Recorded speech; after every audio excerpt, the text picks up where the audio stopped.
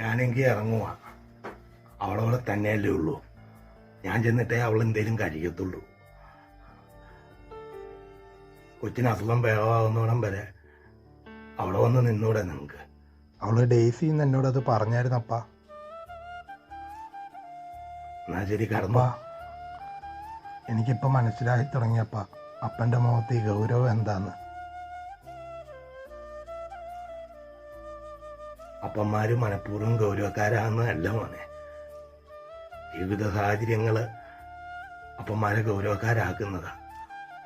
പുറമേ ചിരിക്കണമെന്ന് ആഗ്രഹം ഉണ്ടെങ്കിൽ പോലും വീടിൻ്റെ അവസ്ഥ അങ്ങനെ ഓരോരോ കാര്യങ്ങളൊക്കെ ഓർക്കുമ്പം അവരുടെ മുഖത്ത് ചിരി വരികയല്ല.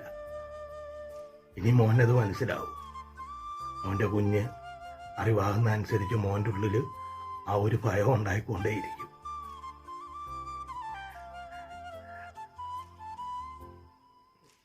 മക്കളുടെ ചെറുപ്പത്തിലേ അപ്പച്ചൻ പണിയും കഴിഞ്ഞ് വരുമ്പോൾ എന്തെങ്കിലും പലഹാരമൊക്കെ വാങ്ങിച്ചുകൊണ്ട് വരുമായിരുന്നു.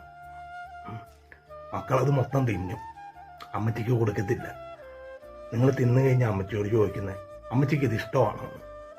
അപ്പനപ്പൻ്റെ ജീവിതത്തിൽ കേട്ടേക്കുന്ന ഏറ്റവും വലിയ കള്ളം അമ്മച്ചി പറയുന്നതാ. അമ്മച്ചിക്ക് അത് ഇഷ്ടമല്ല മക്കൾ തിന്നോളാൻ. അവളെൻ്റെ കൂടെ കട്ടയ്ക്ക് നിൽക്കുന്നതുകൊണ്ടാ അപ്പനിന്നും. എല്ലാ അപ്പന്മാരുടെ ഉള്ളിൽ ഒരു കൊച്ചു മനസ്സുണ്ട്.